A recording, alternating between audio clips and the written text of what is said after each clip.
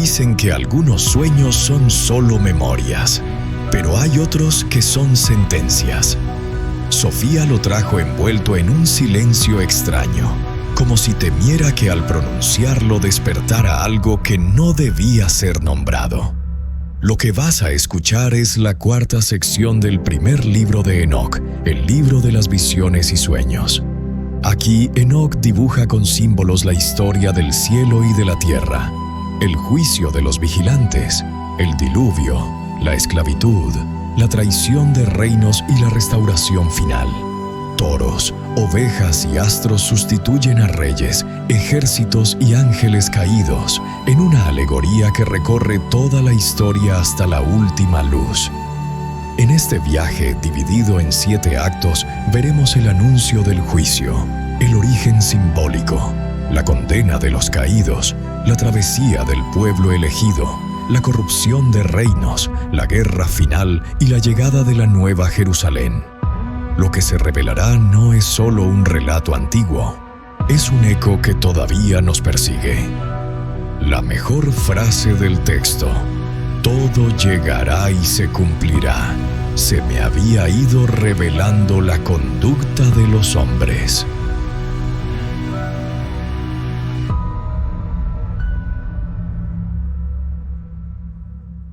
Acto primero. El juicio anunciado, la visión de Enoc y la plegaria.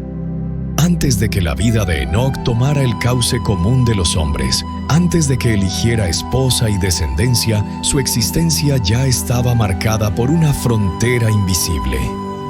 Esa línea se cruzó en el silencio de la noche, cuando sus ojos, cerrados al mundo, se abrieron a una realidad que ningún otro alrededor podía ver. Enoc, con voz pausada y grave, se dirige a Matusalén. No le habla como un padre que aconseja, sino como un testigo que carga con un mensaje que no le pertenece del todo. La escena es íntima, un padre y un hijo, pero entre ellos hay un peso que no es familiar, sino cósmico. Sus palabras son un acto de transmisión, una entrega de lo que ha visto y oído, para que no se pierda cuando él ya no esté. Le confiesa que antes de formar un hogar, el cielo le regaló, o le impuso, 2 visiones distintas. La primera, en sus días de aprendizaje, cuando apenas comenzaba a escribir. La segunda, poco antes de unirse a la madre de Matusalén. Son distintas, pero tienen algo en común. Ambas proceden de un lugar que no es la tierra, y ambas llevan en sí la marca del juicio. La primera se despliega como un derrumbe total. Enoc está acostado en la casa de su abuelo, Malaleel. Nada en el ambiente presagia lo que está a punto de ocurrir.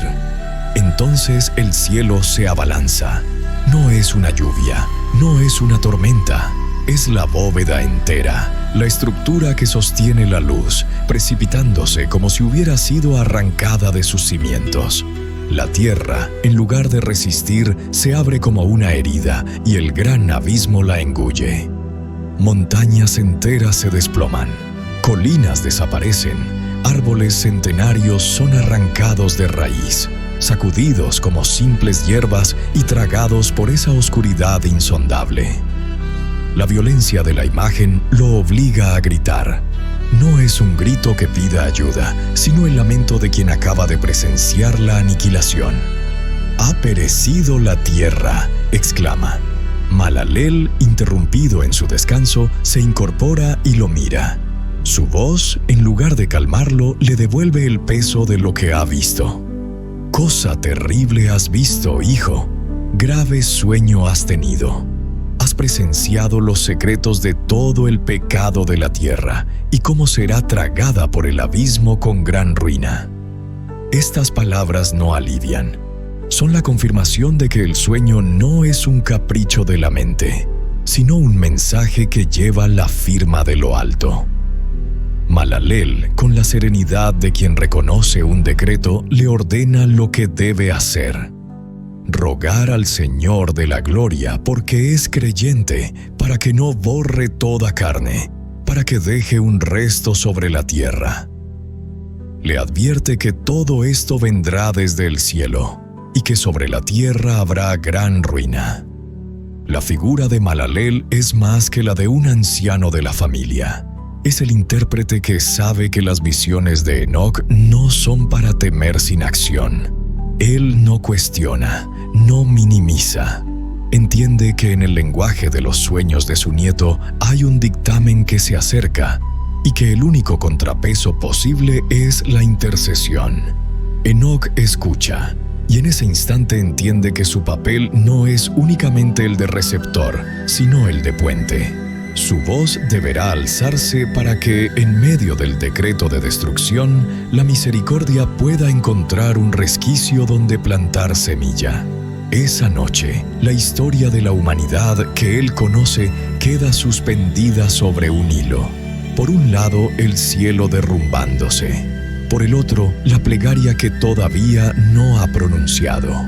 La mejor frase de esta sección: «Cosa terrible has visto, hijo. Grave sueño has tenido». La voz de Mahalalel todavía resuena en la mente de Enoc. No fue una sugerencia, fue una orden. Suplica al Señor de la Gloria, porque lo que has visto no es una advertencia menor. Enoc se incorpora y con la gravedad de quien ha presenciado el fin de todas las cosas se dispone a obedecer. No hay asamblea, no hay espectadores. Solo un hombre de pie, bajo un cielo que parece intacto, pero que en su visión ya se ha quebrado. Levanta sus manos y en ese gesto hay un acto doble: reconocimiento de la grandeza divina y ofrecimiento de su propia voz como instrumento de intercesión. No se arrodilla como un condenado, sino como un embajador que se atreve a hablar ante el rey. Sus palabras se elevan en un ritmo lento, medido, cargado de títulos y atributos. Llama al Creador Señor de toda la creación, Rey de reyes, Gran Rey, poderoso en majestad. Confiesa que los cielos son su trono eterno y que la tierra es apenas un escabel para sus pies. Declara que ninguna obra le es imposible, que ninguna sabiduría se le escapa, que nada puede ocultarse de su mirada. Esta primera parte de la oración no pide nada. Se dedica por completo a magnificar al que escucha. Pero tras el reconocimiento viene la súplica.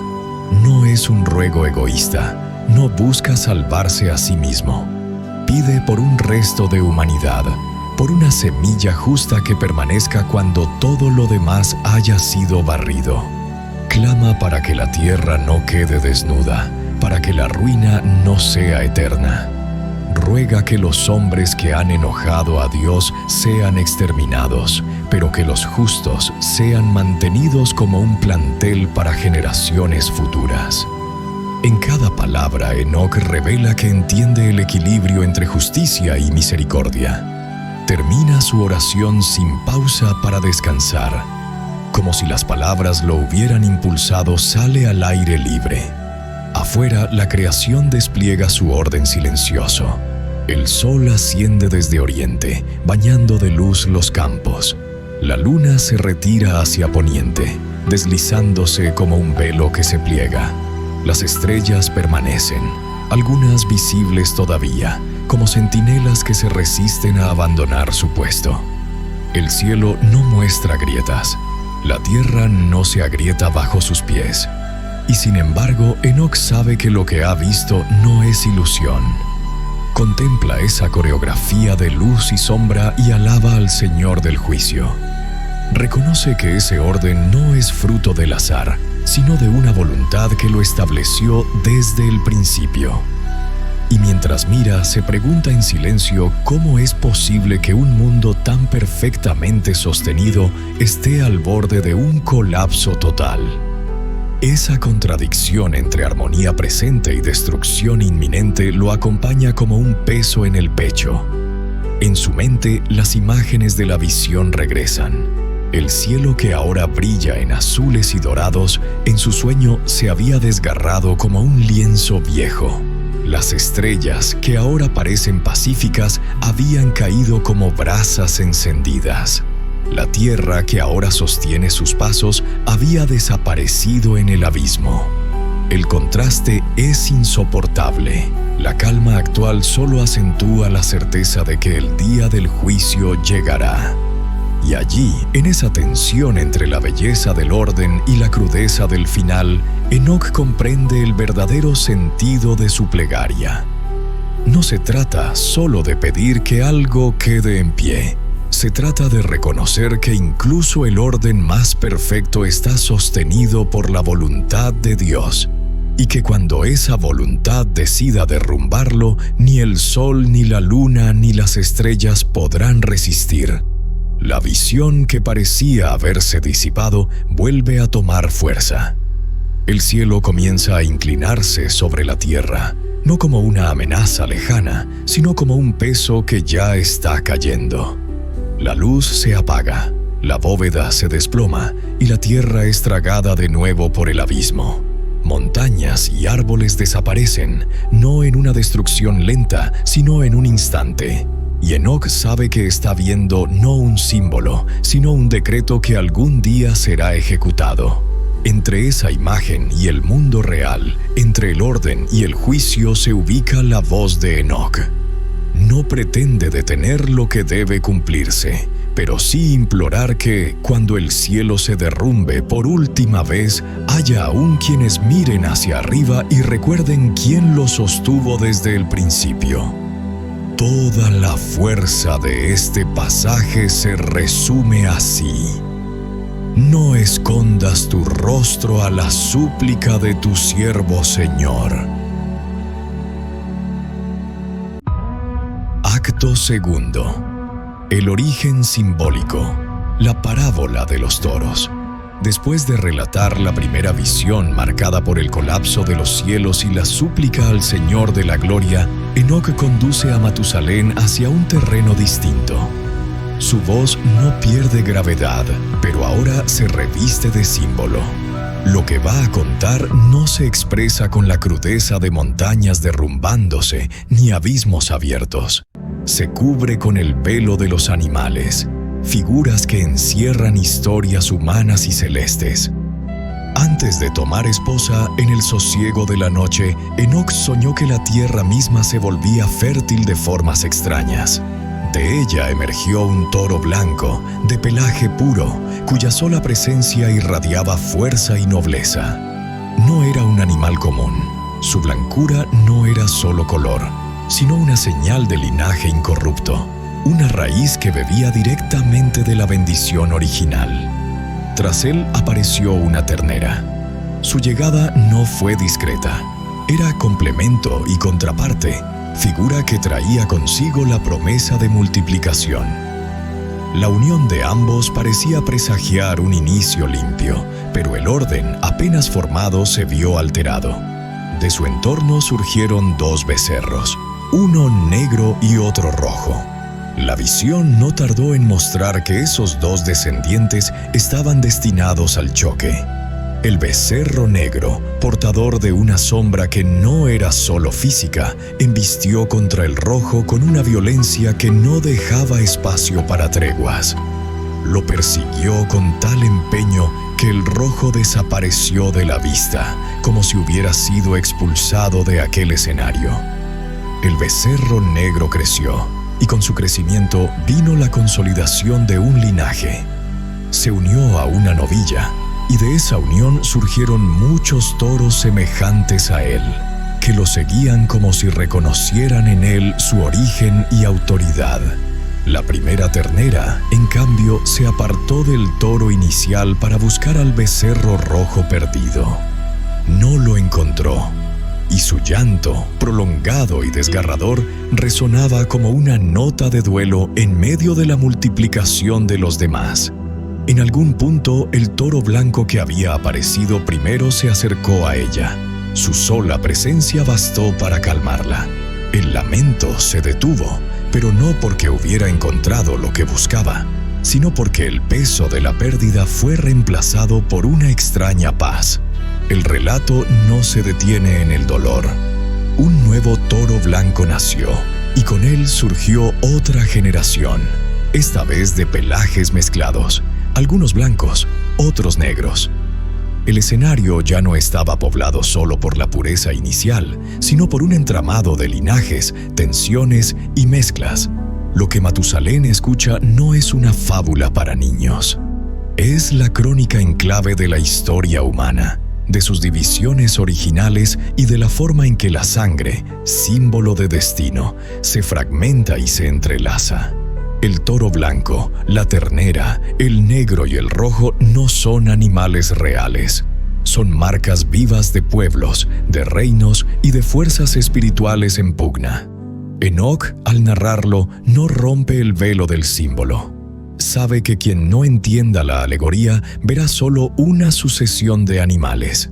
Pero quien comprenda que cada figura lleva la carga de generaciones, entenderá que aquí se ha abierto un mapa de la historia. Toda la esencia de este pasaje se encierra en la imagen inicial.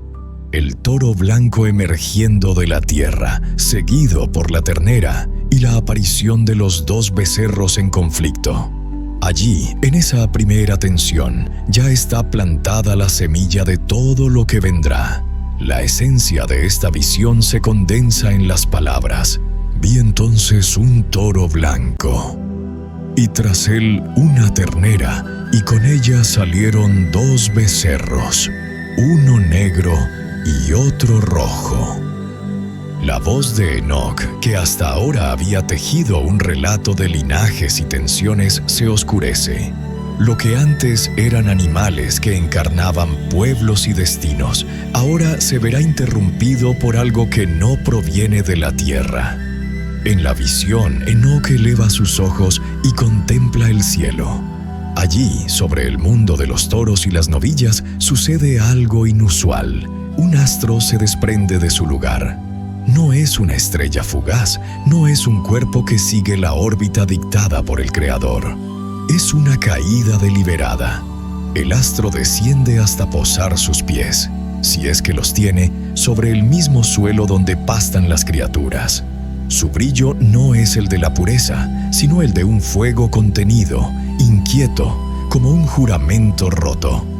Este astro, figura de un ser celeste, se mezcla con los toros como si siempre hubiera pertenecido a ellos. Come de su pasto, bebe de sus aguas, camina entre las novillas. La escena, al principio, podría pasar por extraña pero inofensiva, hasta que otros astros siguen el mismo camino. Uno tras otro se precipitan desde lo alto hacia la tierra, repitiendo el gesto de su predecesor. Entonces el velo de la alegoría se afina y deja ver su sombra real. Estos astros no son simples luces caídas, sino mensajeros rebeldes, vigilantes que han abandonado su lugar. Enoc no lo dice directamente, pero la memoria de lo que ocurrió en los días de Jared late detrás de cada imagen.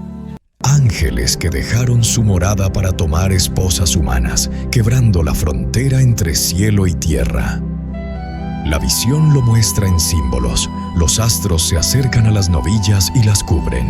No hay pacto, no hay unión bendecida.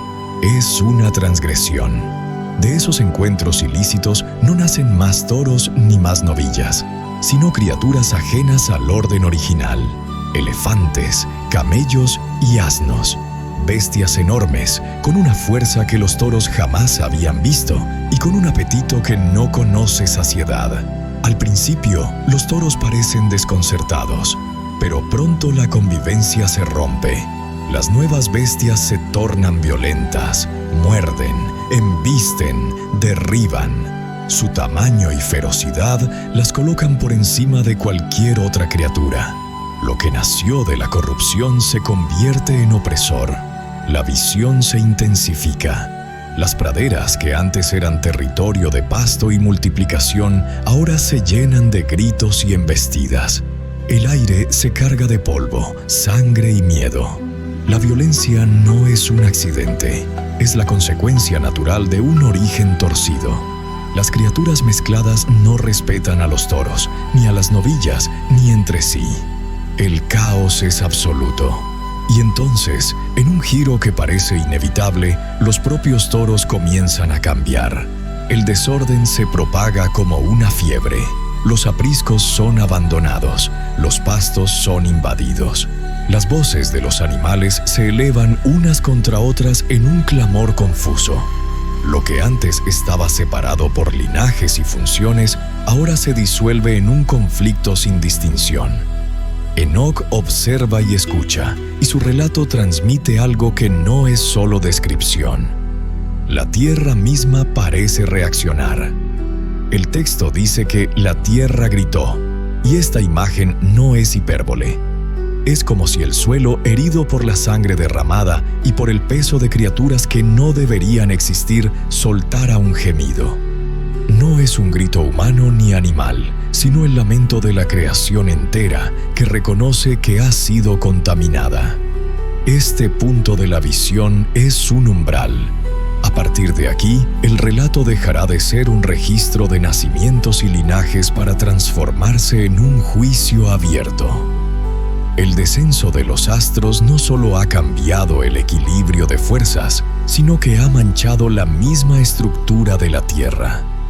Toda la fuerza de este pasaje se resume así: vi que muchos astros habían bajado y se precipitaban del cielo hacia aquella estrella primera, y pastaban entre aquellas novillas y toros.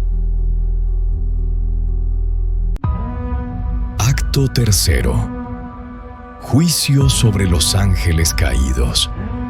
El caos provocado por la llegada de los astros y la corrupción de las criaturas no queda sin respuesta. En la visión de Enoc, el cielo, que había guardado silencio, se abre para intervenir directamente.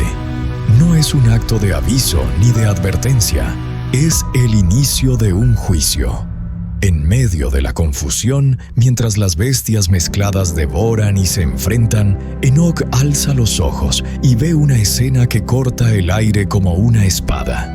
Desde lo alto descienden figuras distintas a todo lo que había visto hasta entonces. 4 hombres vestidos de blanco. Sus túnicas no son de lana ni de lino, sino de una materia que parece luz sólida, y en su rostro hay una pureza que no pertenece a la tierra. Estos 4 no caminan solos. Poco después, de otro lugar del cielo emergen 3 más, diferentes en su porte. No son iguales a los 4 primeros, pero se mueven con la misma autoridad.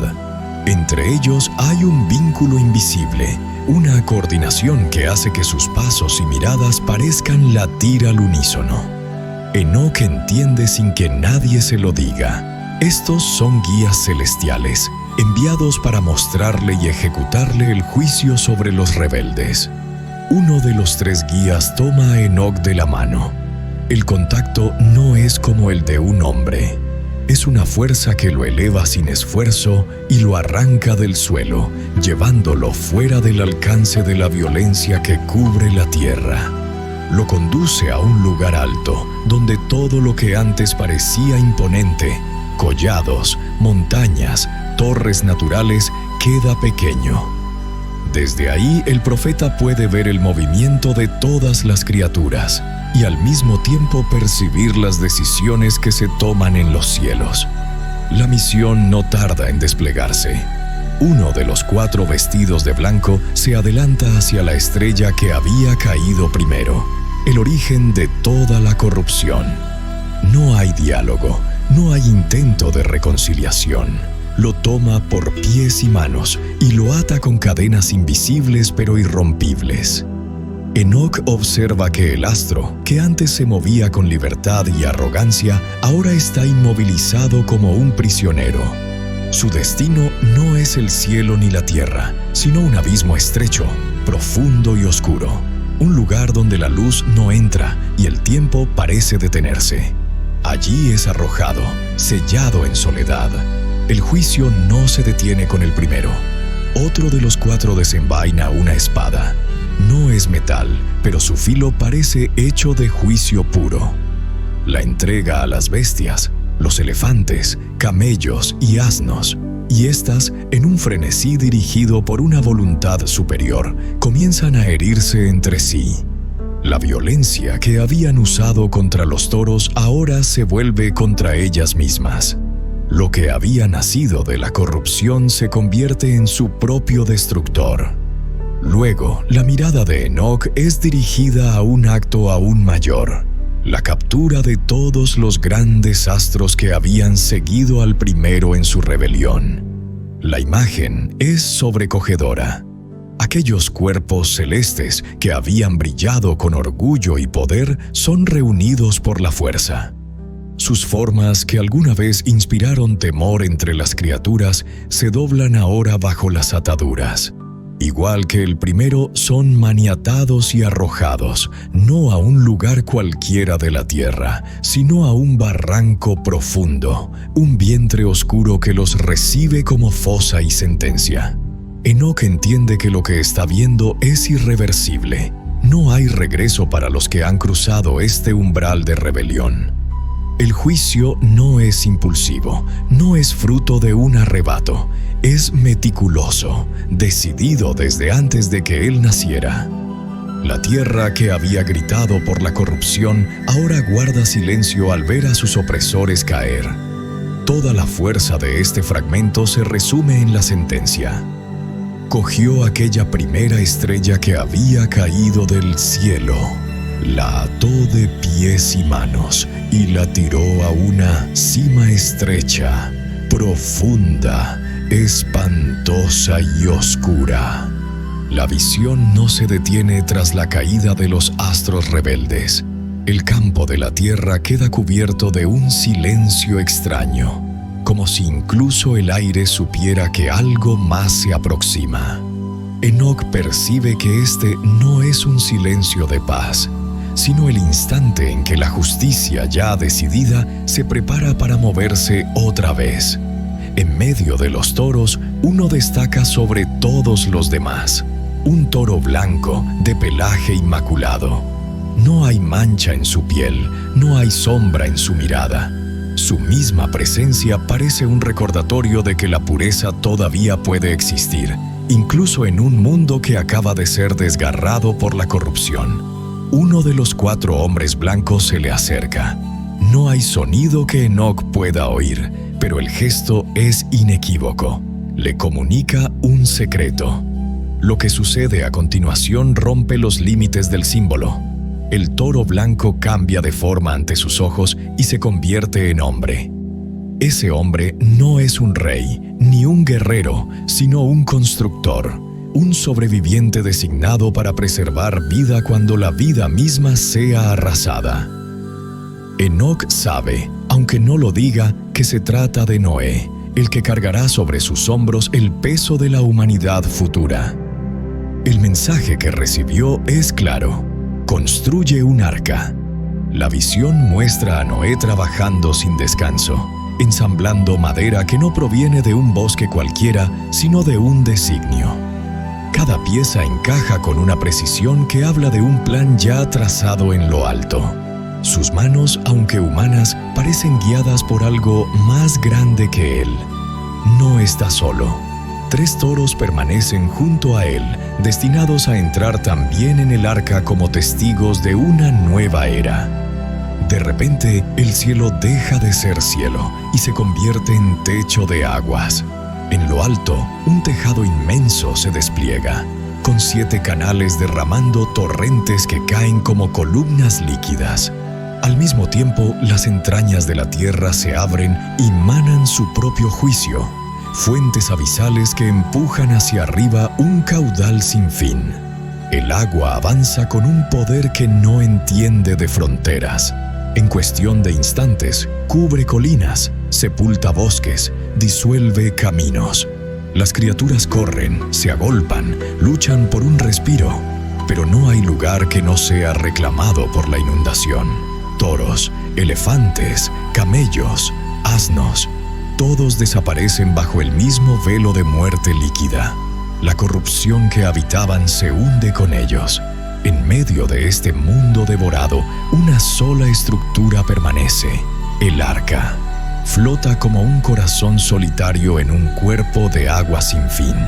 La luz se extingue, la niebla envuelve todo, y lo único que existe es el balanceo de la nave sobre un mar que parece no tener límites. Enoc observa con una mezcla de temor y asombro. Sabe que esto no es solo un episodio del pasado o del futuro. Es el patrón eterno del juicio, donde la creación es reducida a lo esencial y todo lo demás es arrancado. El diluvio, en su visión, no es un accidente natural. Es la purificación absoluta, la restauración violenta del orden original.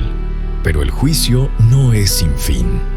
Llegado el momento, el cielo cierra sus compuertas y la tierra sella sus heridas. Las aguas retroceden lentamente, como si fueran conscientes de que han cumplido su misión. La luz regresa, filtrándose primero como un resplandor tímido, luego como un sol pleno que revela una tierra transformada. El arca desciende hasta posarse en un terreno firme. Noé sale, seguido de los 3 toros, y pisa un suelo que no conoce huellas de sangre ni gritos de guerra. Es un mundo limpio, pero no vacío de significado. En él está inscrita la memoria de lo que fue borrado, para que la soberbia humana recuerde que la vida que continúa es vida prestada. La esencia de este fragmento se halla en la imagen final. El toro blanco que se había hecho hombre se quedó en la gran arca, y ésta flotaba sobre el agua. Acto cuarto. El pueblo elegido bajo opresión. La visión de Enoc cambia de escenario. Las figuras animales persisten, pero ya no son toros y novillas. Ahora la narración adopta la forma de una parábola más definida: ovejas, lobos y un dueño que vigila desde lo alto. El lenguaje simbólico se afila. Lo que antes era un relato de linajes, ahora es una historia de opresión, súplica y liberación que abarca la identidad de un pueblo entero. En medio de la multitud de criaturas que habitan la tierra, aparece un nuevo toro blanco. Su nacimiento no ocurre en un valle seguro ni en un aprisco protegido, sino rodeado de bestias depredadoras: leones, panteras, lobos, hienas.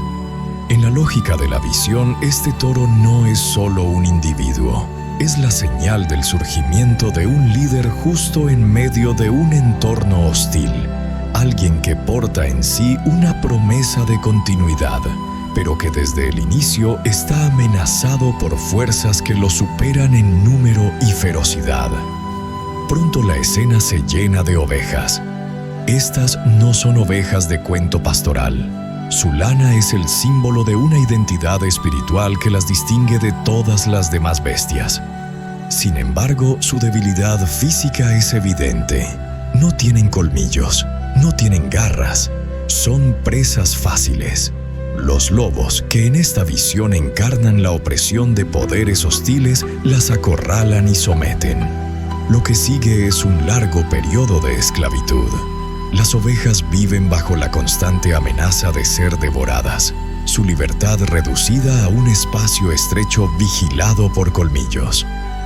Enoc, testigo desde lo alto, percibe la desesperación de las ovejas. Las ve intentar escapar, pero cada movimiento es respondido con violencia. Los lobos no solo las retienen, las usan, las desgastan, las dispersan cuando conviene y las reúnen cuando es útil para su dominio. Lo que deberían ser días de pasto y reposo se convierte en jornadas de vigilancia y temor. En este clima de opresión surge un clamor.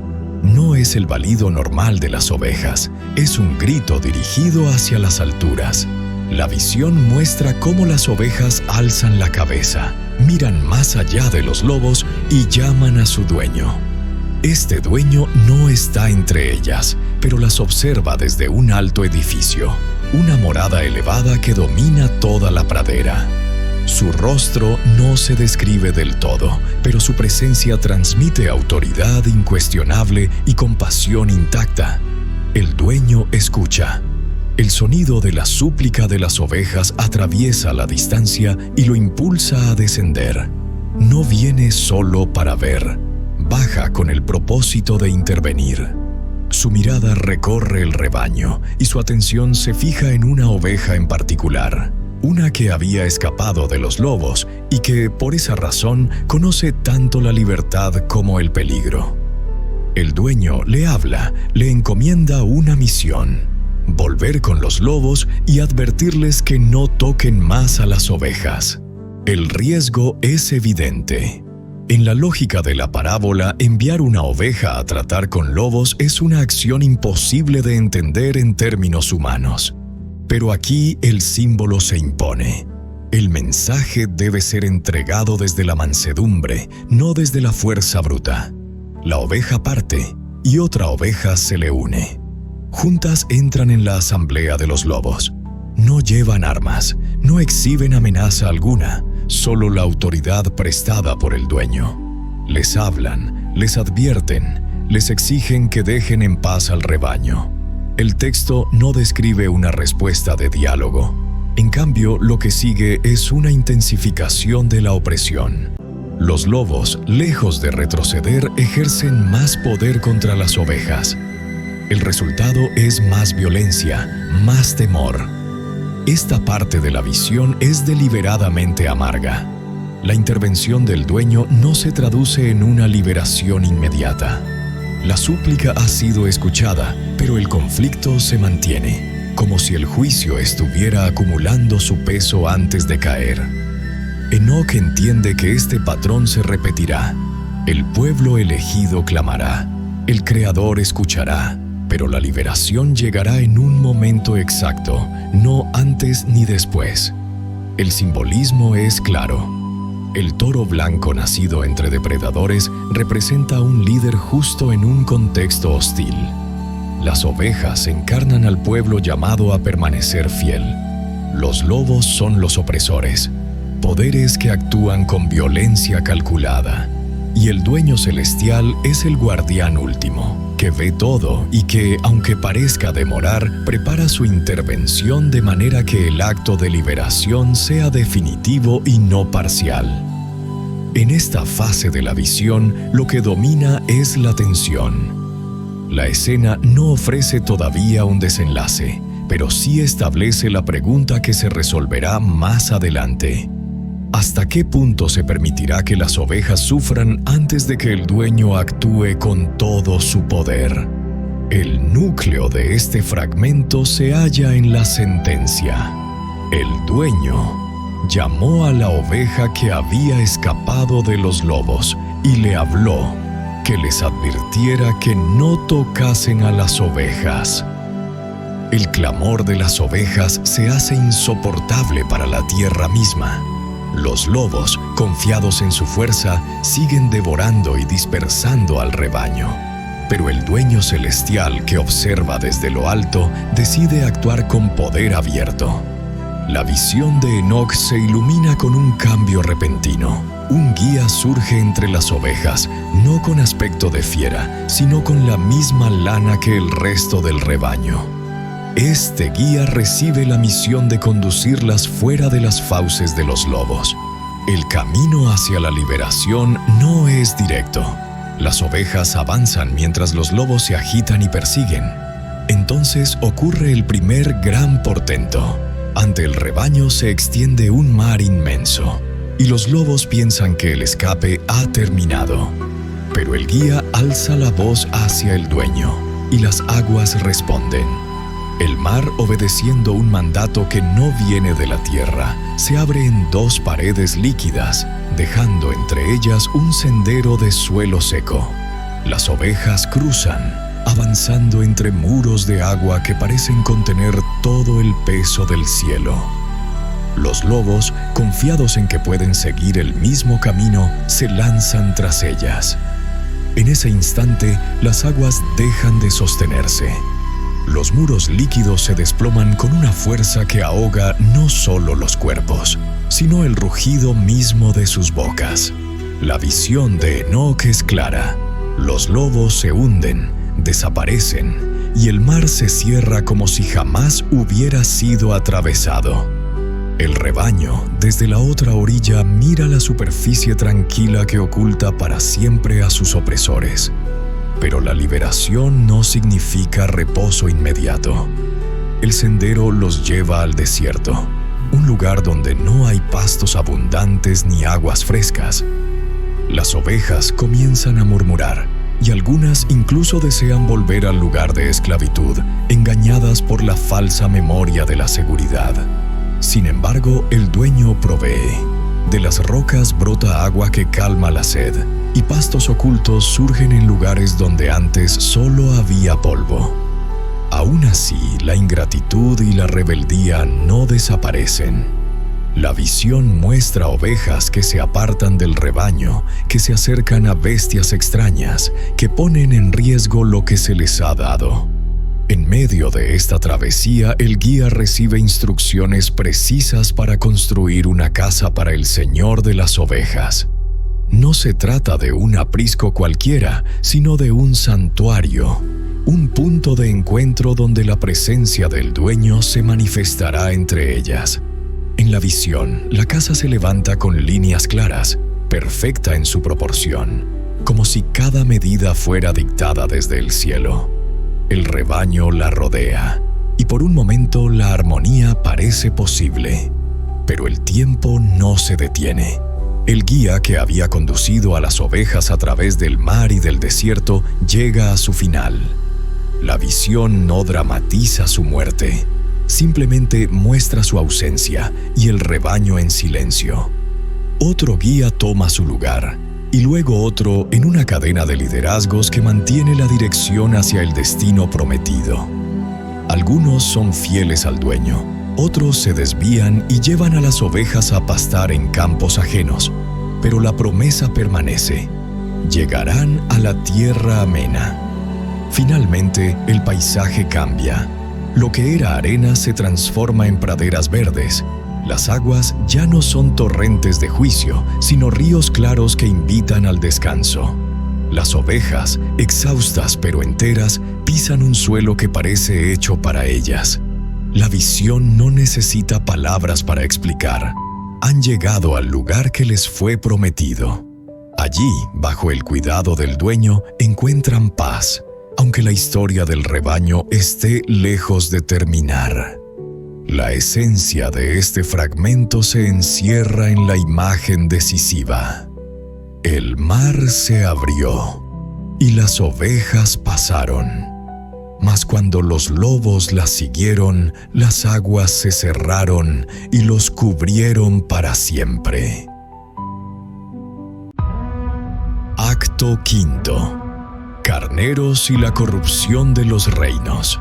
La visión de Enoc avanza hacia una etapa donde la opresión externa ha disminuido, pero la amenaza más peligrosa se instala dentro del propio rebaño. El peligro ya no viene de lobos hambrientos ni de mares cerrándose, sino de los mismos que llevan los cuernos de liderazgo, los carneros. En la alegoría, los carneros son los guías visibles del pueblo, aquellos que, por mandato del dueño celestial, deberían conducir a las ovejas en justicia y mantener vivo el pacto. Al inicio de esta nueva era, los carneros que surgen son fuertes y resueltos. Llevan a las ovejas a los pastos correctos, las reúnen en torno a la casa del Señor de las ovejas y las protegen de amenazas externas. Algunos incluso muestran un brillo especial en sus cuernos, señal de autoridad verdadera. La construcción de una torre junto a la casa es el símbolo más claro de este momento. Una obra sólida, levantada para que la presencia del dueño sea reconocida desde lejos. La torre no es mero adorno, es una atalaya, un punto de vigilancia y también un faro para las ovejas dispersas. Pero el tiempo, en la visión, actúa como un fuego lento que revela lo que hay en el corazón. No todos los carneros permanecen fieles. Algunos comienzan a usar sus cuernos no para proteger, sino para imponerse sobre las ovejas. La visión muestra choques entre carneros, luchas internas por el control del rebaño y la dispersión que sigue a la ambición. El culto verdadero, que debía mantenerse en la casa y en la torre, empieza a ser abandonado. No ocurre de golpe. Al principio, las ovejas siguen reuniéndose, pero la pureza del servicio se diluye. Enoc describe cómo ciertos carneros apartan al rebaño de la torre y lo conducen a lugares que el dueño no ha bendecido. El lenguaje es simbólico, pero la imagen es inequívoca. Se adoran cosas que no son el Señor de las ovejas. Se confía en fuerzas que no vienen del cielo. Algunos guías que comenzaron fieles se convierten en opresores internos, otros en cómplices silenciosos de esa desviación. La corrupción no se limita a la esfera espiritual. La visión insinúa una apertura peligrosa hacia influencias extranjeras. Potencias representadas por bestias de otro tipo comienzan a tener autoridad sobre partes del rebaño. Lo que antes eran intrusiones esporádicas se transforma en dominio establecido. Las ovejas obedecen órdenes que no provienen del dueño, y los carneros permiten o incluso facilitan ese sometimiento. En medio de este deterioro, algunos carneros siguen siendo fieles. Se levantan como excepciones, defendiendo a las ovejas y llamándolas de nuevo a la torre. Pero sus voces se ven ahogadas por la multitud que prefiere el camino fácil, y su resistencia suele acabar en aislamiento o persecución.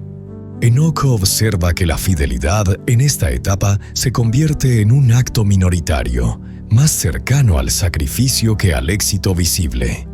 La torre, que en un tiempo fue símbolo de unidad, empieza a ser olvidada. El polvo se acumula en sus piedras y su luz deja de ser referencia para las ovejas lejanas. La casa del Señor sigue en pie, pero la actividad en su interior se vuelve mecánica, vacía de sentido. Lo que se mantiene es la estructura externa, pero no la devoción que le daba vida. Enoc entiende que esta corrupción interna es más letal que los ataques de lobos o la amenaza de aguas desbordadas. El enemigo visible puede ser resistido, pero la podredumbre que se filtra desde dentro es capaz de consumir al rebaño sin que éste lo note. La visión le muestra que la traición de los carneros no es un error aislado, sino un patrón que se repetirá hasta que el dueño mismo descienda para restaurar el orden. El núcleo de este fragmento se halla en la frase «construyeron una torre para el Señor de las ovejas, pero la abandonaron y dejaron de acercarse a ella». El horizonte de la parábola se oscurece.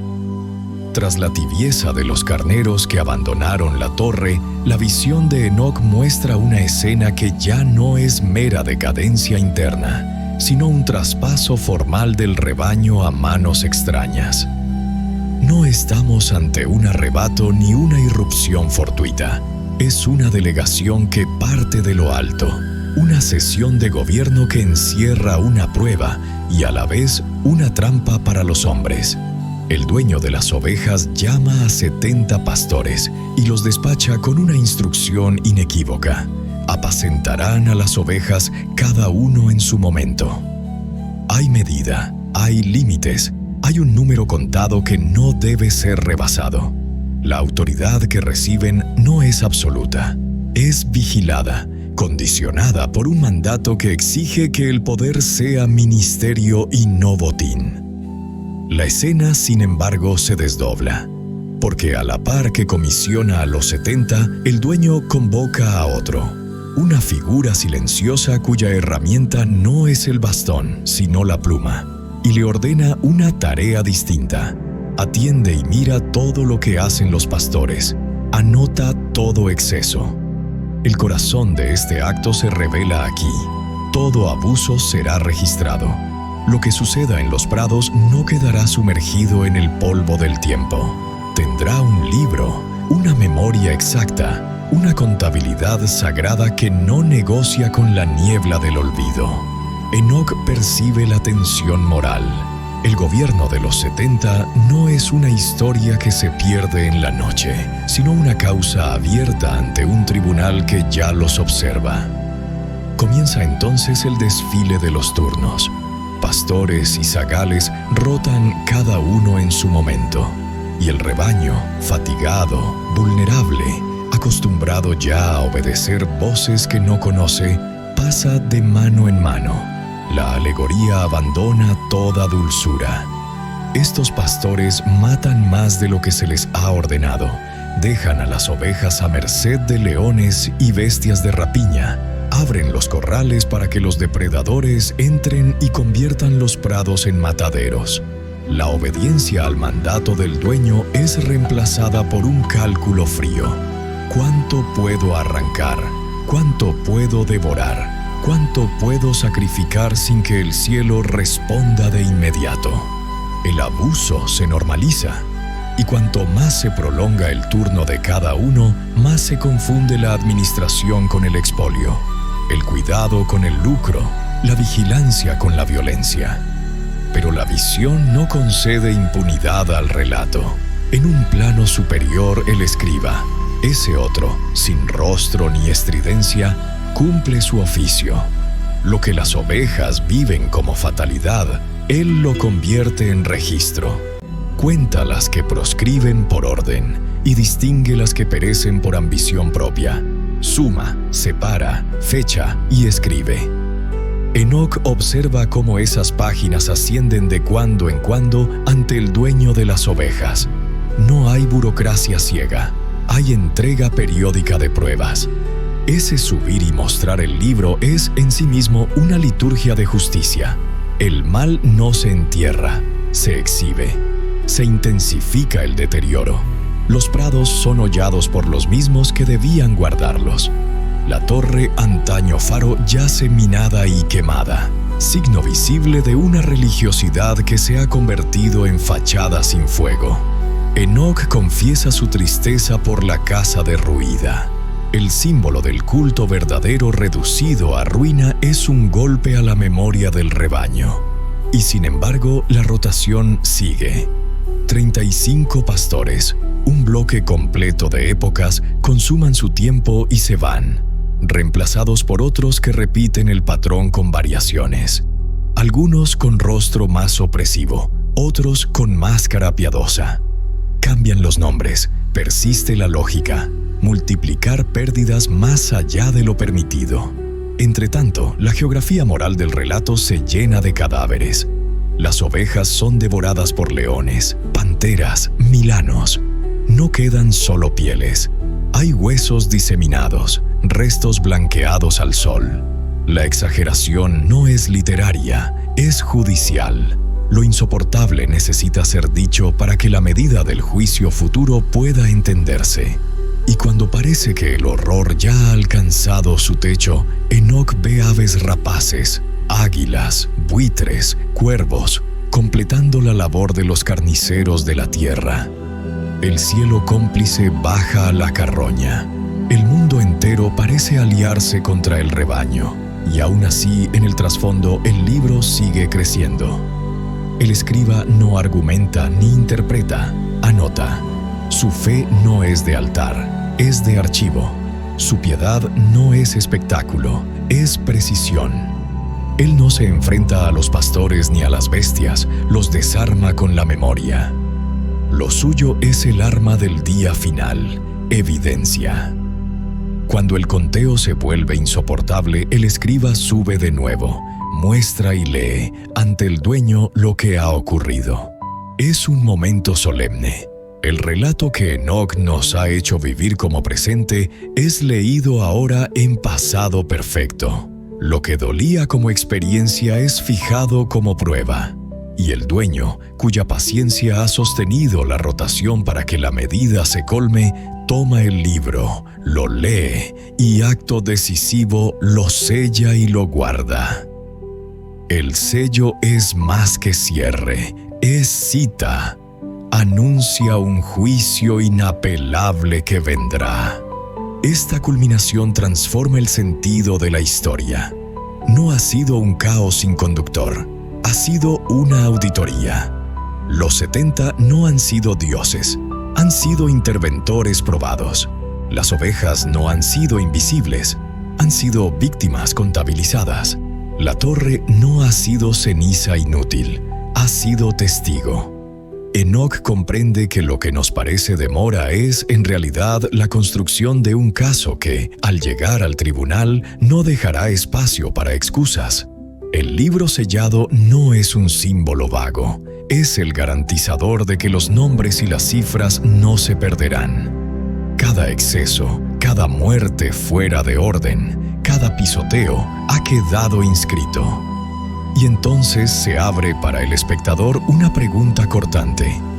¿Qué significa vivir en un mundo donde el mal acumula páginas y parece salirse con la suya? La respuesta que ofrece la visión no es consuelo fácil, es certeza jurídica. El día en que el sello se rompa, la lectura será pública y el veredicto total. La paciencia del dueño no es debilidad, es cadena de custodia. El silencio de lo alto no es indiferencia, es preservación de evidencia. El tiempo no borra, archiva. En este punto, la voz del recolector no grita, susurra con peso. Porque el libro guardado, lejos de cerrar el relato, lo asegura. Ninguna oveja que cayó por exceso quedará sin memoria. Ningún pastor que multiplicó muerte podrá esconderse entre estadísticas. Ningún zagal que abrió el portón a las bestias podrá decir «no supe». El libro sellado es una promesa. No habrá impunidad. Toda la acusación de este pasaje culmina en la sentencia. El libro era leído ante el dueño de las ovejas, quien también tomaba el libro de su mano. Lo leía, sellaba y guardaba. Acto sexto. El gran cordero y la alianza en la batalla. En la secuencia de la visión, después de siglos simbólicos de abusos, exilios y pastores corruptos, Enoc contempla un giro abrupto. El horizonte, hasta ahora poblado por ovejas dispersas y bestias depredadoras, se estremece con el anuncio de un nacimiento. No es el de una oveja más, ni siquiera el de un nuevo líder al estilo de los antiguos carneros. Surge algo distinto. Un gran cordero, blanco como la luz que antecede al amanecer, pero con un rasgo que lo separa de todo el rebaño. Un único cuerno en la frente, erguido, brillante, como si fuera un fragmento sólido de la misma luz que cubre su lana. El cordero no necesita presentación. En la lógica del símbolo, su sola aparición resuena como el cumplimiento de algo largamente esperado. No es un carnero anciano que ha ganado cicatrices por años de lucha. No lleva marcas de desgaste. Es joven, íntegro, pero su mirada no es la de quien aprende el mundo. Es la de quien lo conoce desde su fundamento. Enoc percibe que no ha sido criado por las ovejas ni moldeado por pastores humanos. Ha sido enviado. La visión no lo deja en reposo. Apenas ha surgido, el cordero es probado. Las bestias de la tierra, leones, lobos, panteras, que por generaciones han desgarrado al rebaño, y las aves carroñeras, águilas, cuervos, buitres, que se han alimentado de su carne, se abalanzan sobre él. No hay tregua ni observación cautelosa. Lo atacan como si su mera existencia amenazara todo su dominio. Pero esta vez el equilibrio de fuerzas está roto, y no en contra del rebaño. El cordero no retrocede, avanza con pasos medidos, y su cuerno único se convierte en un arma precisa. Cada embestida es un acto calculado. No golpea al azar, sino al corazón de la amenaza. Donde el cuerno toca, las garras se repliegan, los picos se quiebran, las alas caen abatidas. No se trata de fuerza bruta, es autoridad en movimiento. Las bestias sienten algo que nunca habían sentido, que su poder no es absoluto. Enoc percibe que esta escena es más que un combate físico. El cordero no solo defiende, está reclamando. Con cada paso que da, gana terreno que antes pertenecía al miedo, y las ovejas, aún dispersas, comienzan a girar sus miradas hacia él. Hay un magnetismo en su figura que no se debe a su tamaño ni a su ferocidad, sino a la certeza de que encarna un propósito que viene de más alto que cualquier reino animal o humano. En este punto aparece una figura que Enoc ya conoce, el escriba celestial. Hasta ahora lo había visto a distancia, siempre cumpliendo su labor de registrar abusos, pérdidas y excesos en el libro que guarda para el juicio. Pero aquí no está en un rincón, está en el campo de batalla, junto al Cordero. El escriba no empuña armas, pero su presencia es tan esencial como la del propio combatiente. En sus manos sigue el libro, ese mismo que selló ante el dueño de las ovejas. No lo lleva cerrado, sus páginas están abiertas, como si cada línea escrita fuera ahora un testimonio vivo que acompaña la lucha. La imagen es poderosa. Mientras el cordero embiste y las bestias retroceden, el escriba camina a su lado, mostrando el libro como bandera y acusación. Lo que el cordero ejecuta en fuerza, el escriba respalda en memoria. La justicia no se improvisa, se cumple conforme a una historia que ya fue registrada con exactitud. Entonces del horizonte llegan 7 hombres blancos. No aparecen como refuerzo que irrumpe en medio de la batalla para rescatar a un combatiente agotado. Llegan como parte de un plan ya dispuesto, sincronizados con el momento preciso. Sus túnicas resplandecen como si fueran tejidos de nieve y relámpago, y sus rostros transmiten una autoridad que no necesita palabras. Se colocan alrededor del cordero y del escriba, formando un círculo que no es muro de defensa, sino sello de legitimidad.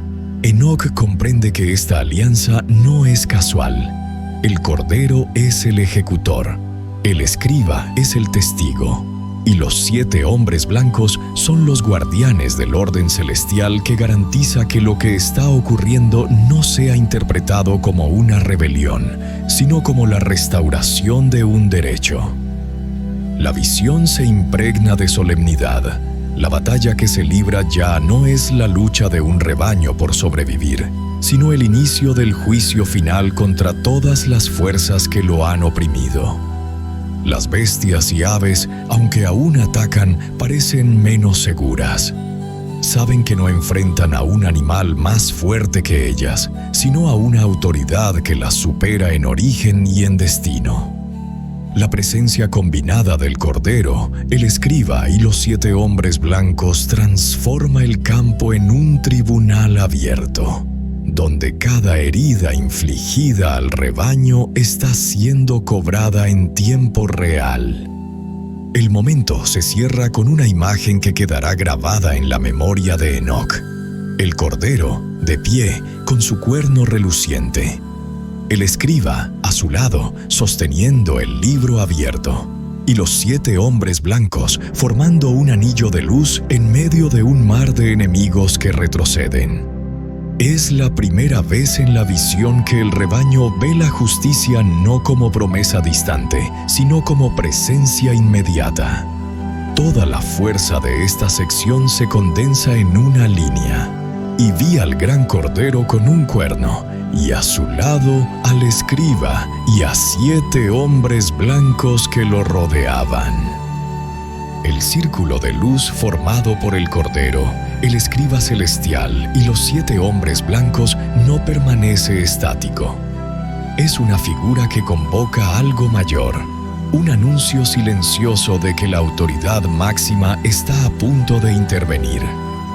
Enoc siente que el aire mismo se espesa, como si la atmósfera aguardara una orden que solo uno puede dar. Entonces, en el horizonte, se abre un resplandor que no es del sol ni de estrella alguna. es la manifestación del dueño de las ovejas. No desciende en procesión, ni acompañado de ejércitos angelicales que entonen cantos triunfales. Su llegada es la de un juez que viene a ejecutar sentencia, no a exhibir poder. Sin embargo, su sola presencia es suficiente para que el caos se detenga.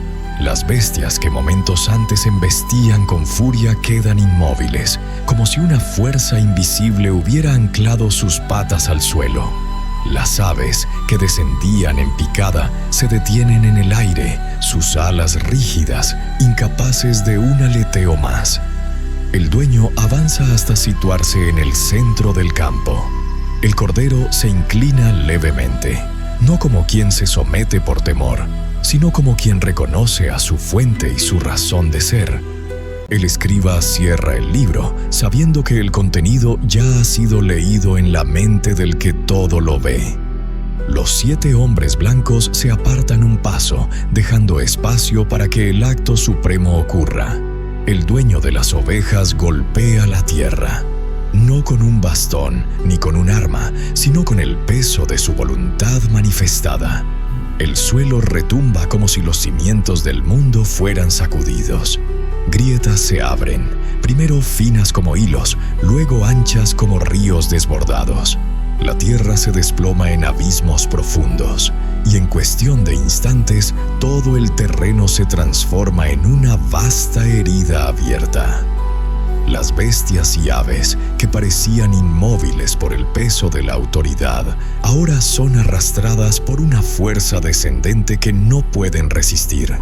Rugidos, chillidos y aleteos desesperados llenan el aire, pero ninguno puede escapar. El abismo no es un hueco vacío. Desde su profundidad asciende un fulgor rojizo, como brasas que respiran. Y entonces se ve el fuego. No un fuego que se alimenta de madera o hierba, sino uno que parece tener conciencia, que recibe a los culpables como a presas destinadas desde antiguo. Enoc observa cómo el fuego no deja ceniza ni humo. Lo que consume queda retenido, no liberado. El abismo se convierte en prisión ardiente, sellada por la propia estructura de la tierra. Es la condena al abismo de fuego, no temporal, sino final. Pero la visión no se detiene en las bestias y aves. Ahora el juicio se extiende al firmamento. Los astros que en otro tiempo abandonaron su curso, símbolo de los ángeles caídos, aparecen como puntos opacos en el cielo, y uno a uno son arrancados de su altura. Caen no como meteoros que se extinguen, sino como reos que descienden a recibir sentencia. El dueño no pronuncia largas acusaciones.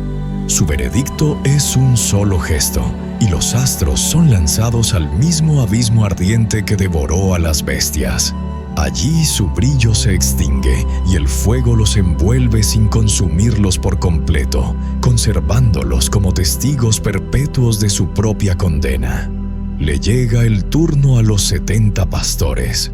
Enoc los ve comparecer, cada uno arrastrando el peso de sus crímenes. El escriba abre de nuevo el libro, y cada página se convierte en un golpe.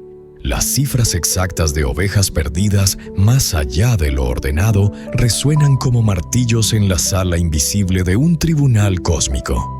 Los pastores, que gobernaron con dureza, engaño y abuso, no hallan excusa. Sus rostros, antes altivos, ahora son máscaras vacías. La sentencia es inmediata. El mismo abismo de fuego que tragó a las bestias y a los astros se abre para ellos, y son arrojados sin resistencia. Por último, el juicio alcanza a las ovejas ciegas. No se las acusa de haber devorado como las bestias, ni de haber abusado como los pastores, pero se las enfrenta a su propia complicidad. Siguieron a líderes corruptos, ignoraron la voz del dueño, cerraron los ojos ante el sufrimiento de las suyas. Algunas son apartadas para siempre, otras reciben una oportunidad, salvadas como quien es arrancado de entre las llamas. La justicia del dueño no es ciega ni indiscriminada. Cada destino corresponde a la verdad del corazón. El clímax de la visión se fija en una imagen imposible de borrar. El campo donde se libraba la batalla ya no existe. En su lugar hay un vasto terreno de grietas cerradas, y bajo ellas el eco distante de un fuego que arde sin extinguirse. Arriba el cielo limpio, sin astros corruptos, sin aves carroñeras, la tierra sin lobos ni leones. El silencio que sigue no es vacío, sino el respiro profundo de un mundo purificado por el juicio. Toda la fuerza de este fragmento se condensa en la sentencia. Golpeó la tierra y ésta se abrió, y el fuego tragó a bestias, aves, astros y pastores, hasta que no quedó memoria de ellos fuera del abismo. Acto séptimo. La nueva casa y la restauración del rebaño. Tras el estruendo del juicio, el campo de la visión se sumerge en un silencio profundo. El tipo de silencio que no es ausencia de sonido, sino presencia de algo sagrado. Enoc ya no ve el humo del abismo ni los restos de la batalla. Ante sus ojos, la tierra parece renovada, como si la luz misma hubiera descendido para rehacer sus cimientos. En el centro del escenario se encuentra la vieja casa. La torre que en otro tiempo fue faro de fe, símbolo de la presencia del dueño entre las ovejas, se alza aún, pero ennegrecida, como si hubiera absorbido todos los siglos de abandono, idolatría y corrupción. Sus muros, aunque firmes, ya no brillan. No hay en ella canto, ni fuego, ni guardias. La visión no es de destrucción violenta, sino de un retiro solemne. El dueño de las ovejas, con un gesto calmo pero definitivo, aparta la vieja casa, como quien cierra un capítulo que ya ha cumplido su propósito. No la derriba con ira, sino que la retira con la serenidad de quien sabe que algo más grande está por venir. Entonces comienza la obra. En el mismo lugar donde estuvo la vieja torre, se levantan cimientos nuevos, vastos como no se habían visto jamás. La nueva casa no es solo más grande, su proporción sugiere que está hecha para contener más que un rebaño local. Sus muros no están construidos de piedra opaca, sino de un material que parece absorber y emitir luz al mismo tiempo. No hay sombra que pueda permanecer en sus rincones. Enoc contempla sus portones. Son altos, amplios y no están cerrados. Invitan a entrar.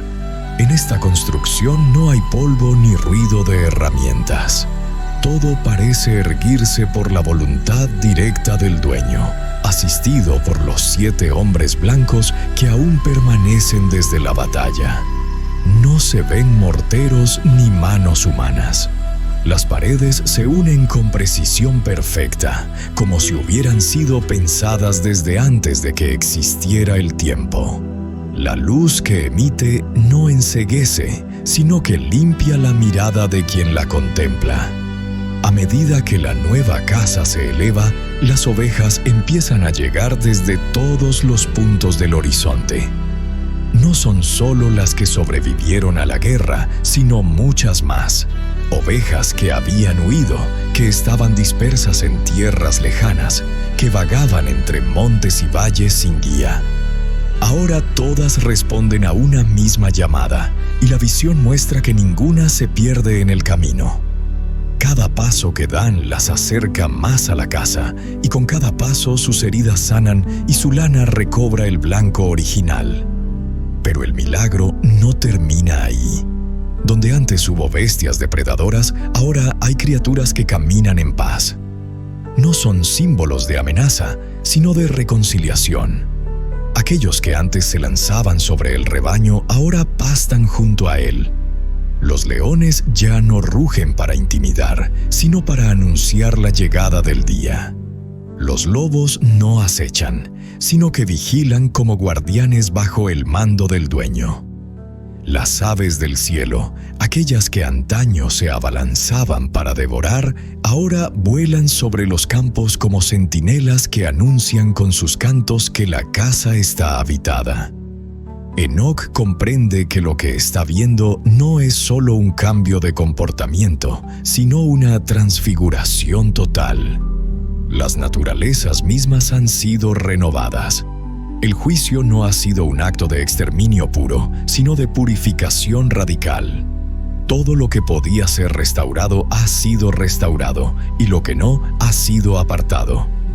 Aquí no hay temor de repetición de antiguos males, porque la fuente de corrupción ha sido cortada para siempre. El ambiente es de una paz tan densa que parece sustancia. Las ovejas se mueven sin prisa, las bestias y aves coexisten sin sospecha, y sobre todo se extiende la autoridad benigna del dueño. No hay muros para dividir, sino puertas para invitar. La luz no proviene del sol, sino de la presencia constante del Señor de las ovejas dentro de su nueva casa.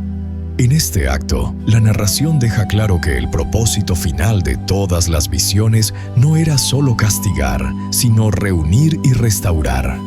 Cada lágrima derramada en la historia del rebaño encuentra aquí su contraparte en un gozo pleno.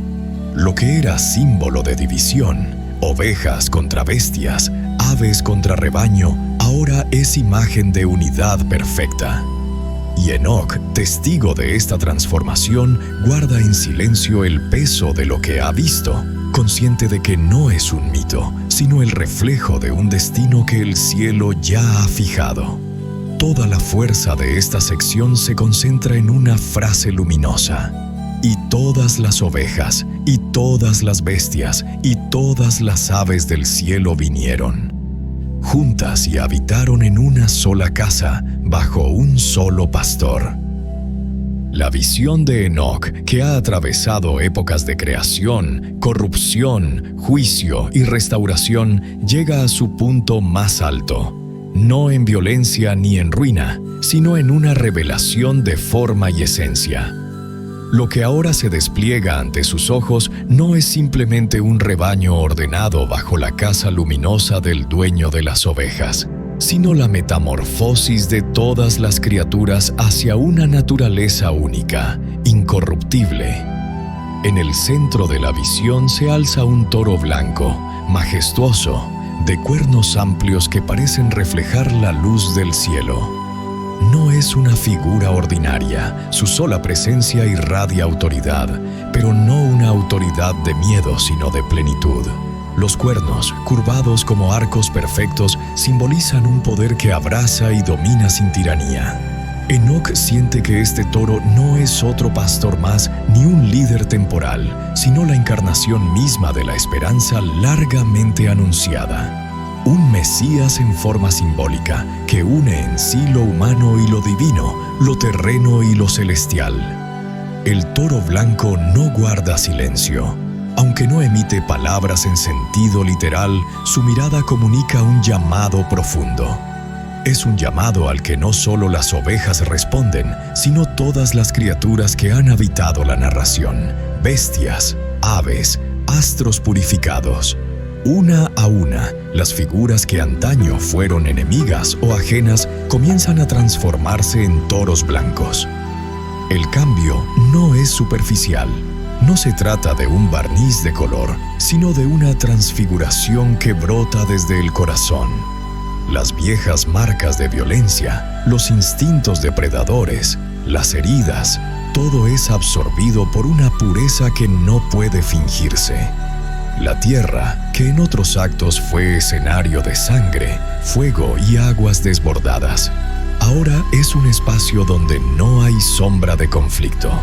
Los campos reverdecen, no porque el clima sea benigno, sino porque la vida misma ha encontrado su cauce definitivo. Las montañas, antes testigos de emboscadas y rebeliones, se inclinan bajo la luz. Los ríos, antes manchados, fluyen claros como espejos del cielo. El propósito del texto se hace palpable. no se trata solo de relatar una historia antigua, sino de extraer de ella una enseñanza viva, capaz de tocar el alma de quien escucha hoy. Lo que Enoc ve no es un final que encierra, sino un inicio que abre. La visión no busca la nostalgia de lo perdido, sino la certeza de lo alcanzado. Cada criatura transformada es un recordatorio de que la pureza no es un estado inerte, sino una conquista de la voluntad del Creador sobre el caos. En este punto, la narración toma un tono introspectivo. Enoc no describe la escena como un espectador distante, sino como alguien que entiende que lo que está viendo también lo implica a él. La pureza de los toros blancos no es un adorno visual, sino una condición del alma que ha atravesado juicio y restauración. Y así como cada criatura aquí presente ha sido transformada, el espectador es invitado a verse a sí mismo en ese espejo. ¿Qué aspectos de su ser todavía esperan ser blanqueados por la luz? El epílogo místico de la visión está tejido de imágenes simbólicas de regreso, ascenso y liberación. El regreso, porque todo lo disperso ha vuelto a un centro común. El ascenso, porque lo terrenal ha sido vestido con la luz de lo eterno. La liberación, porque no queda ya rastro de cadenas, ni de las externas ni de las interiores. La voz que guía el relato sin romper su tono solemne se acerca ahora al espectador como un susurro directo. No se trata de imponer una interpretación, sino de ofrecer un espacio para la introspección. Que cada uno decida si ve aquí un anuncio, un recuerdo o una promesa. Porque en este acto final, la visión de Enoc deja de ser una historia de otros tiempos y se convierte en una pregunta sobre el presente del alma. La luz que emana de los toros blancos es tan intensa que parece diluir los contornos. No hay diferencia entre uno y otro. Todos comparten la misma esencia, el mismo resplandor, la misma paz. El misterio no se ha desvanecido. Al contrario, parece más profundo, como si la pureza misma ocultara en su interior un secreto aún más alto. Toda la fuerza de esta sección se concentra en una sentencia clara. Y vi que todos se transformaron en toros blancos, y su aspecto era uno solo, y el Señor de las ovejas se regocijaba sobre ellos. Este fragmento que recolectamos es solo una chispa. Si deseas ver el fuego completo, lee el texto por ti mismo. Permite que las palabras antiguas te hablen sin intérpretes. Porque quizá, entre líneas, encuentres algo que nadie más ha visto. Así comienza la verdadera recolección. Sofía, cuando todas las criaturas sean blancas y puras, ¿qué color tendrá entonces el misterio?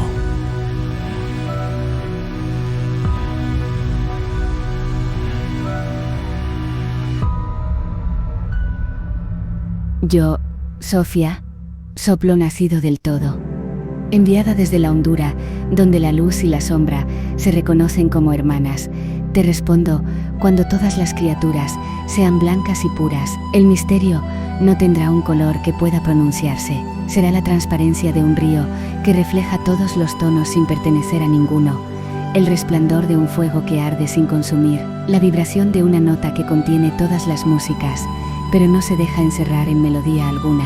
El misterio será el latido que precede a la palabra y la sobrevive. Recolector, lo que has traído no es solo una narración antigua, sino el despliegue de un tejido vivo. Enoc vio el derrumbe de los cielos y la apertura del abismo, sintió la súplica elevarse como una cuerda tendida entre la ruina y la misericordia, presenció el descenso de los astros rebeldes y el peso de cadenas invisibles, paseó por praderas pobladas de símbolos, toros, novillas, ovejas, lobos, carneros y pastores, cada uno portando la carga de un pueblo, de un tiempo, de una intención eterna. Vio mares abrirse y cerrarse, desiertos dar agua, torres levantarse y caer. Y un libro, el libro sellado para el día en que el dueño leerá en voz alta lo que nadie quiso escuchar. Ese viaje no es un espectáculo lejano, es un espejo roto en el que aún podemos ver nuestro rostro, porque hoy seguimos pastando en campos prestados, siguiendo voces que no siempre son las del pastor verdadero. Las bestias que devoran no siempre rugen, a veces susurran, prometen, seducen, y las ovejas, ciegas de costumbre, confunden su lana con pureza, olvidando que la blancura de la visión no es herencia fácil, sino conquista tras el juicio. Cuando todas las criaturas sean blancas, no significará que han olvidado el barro, sino que lo han atravesado y vencido. El misterio entonces será que no habrá más separación entre lo puro y lo impuro, entre lo que vigila y lo que es vigilado. Cada criatura será guardián de la otra.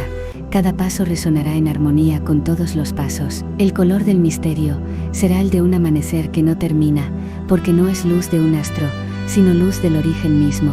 Y tú, que recolectas, guarda esta enseñanza. El juicio no es el final del amor, es su forma más exigente.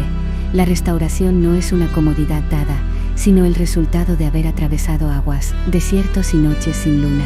En ese día, la blancura no será ausencia de mancha, sino la plenitud de haber sido lavados por el fuego y el agua a la vez. Gracias por caminar conmigo por estas sendas antiguas. Volveré con otro fragmento de luz, otro eco del misterio, para que el alma no se duerma. Sofía, la que custodia el puente entre la visión y el despertar.